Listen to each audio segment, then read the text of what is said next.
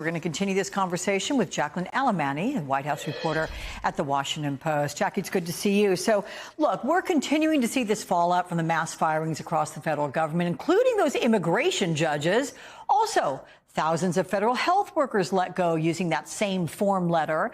And the Trump administration now working to find and rehire nuclear safety workers who were, quote, accidentally terminated. I mean, what do these mistakes tell you about the speed at which these moves are being taken? Yeah, Alex, I mean, I think that this is the perfect encapsulation of a lot of what we've been hearing about this Silicon Valley sort of mindset being wielded in the federal government to move fast and break things. And in the course of Elon Musk and the Department of Government Efficiency Office trying to move as quickly as possible, there is seems to be a lot of collateral damage that goes far beyond sort of the ideological goals of what some of the Trump administration is trying to do here.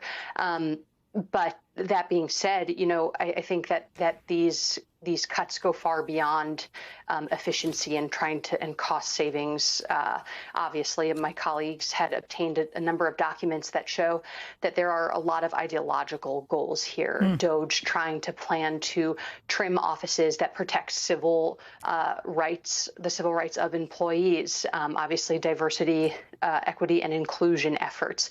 That's what the next wave, I think, of firings we're going to see are going to be, not going beyond DEI efforts and more into the vein of employment discrimination in the federal workplace.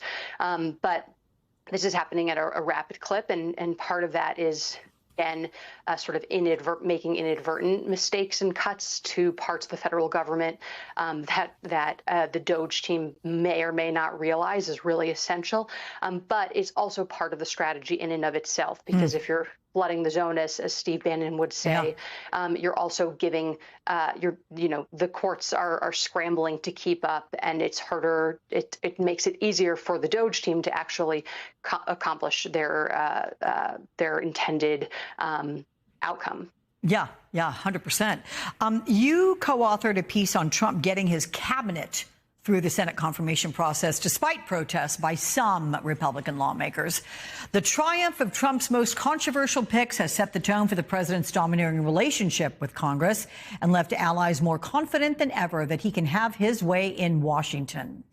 Should we expect any real resistance from Republican lawmakers to Trump's agenda over his term? I mean, is there any stopping him now? I think at least before the 2026 midterm elections, where many senators are up for re-election, a handful, especially those people like Bill Cassidy, Susan Collins, and a few others who were really put on the spot during this process, we're not going to see that much pushback. There is this feeling that Trump not only clearly won the general election, but that far and away won the Republican primary, and that it's the role of lawmakers to be deferential to him, at least in the first 2 years of the administration, before he essentially becomes a lame duck. I mean, we're looking at cabinet nominees who are probably the most unorthodox picks by a president in modern American history. And while there were some initial concerns at the beginning, all of these nominees are appearing to make it through the process. And that's not just from sort of some strategic backdoor cloakroom conversations and a lot of consistent meetings and working to assuage concerns of lawmakers between the White House Office of Legislative Affairs, J.D. Vance, and those lawmakers. But it's also because of, as Steve Bannon said to us in this piece, this religious fever that the Make America Great Again base really embraced this confirmation process with and put grassroots pressure on these lawmakers who really felt the pressure directly, through calls from constituents and Yeah. online, and felt pressure to ultimately, at the end of the day, go along and toe the party line. Yeah, a lot of outside pressure for sure from into those members on the committees. Let me ask you about Donald Trump, who made that bold post across his social media accounts yesterday, sharing that quote, "He who saves his country does not violate the law." This post was even posted on the official White House X account. So what's the message Trump's trying to send here?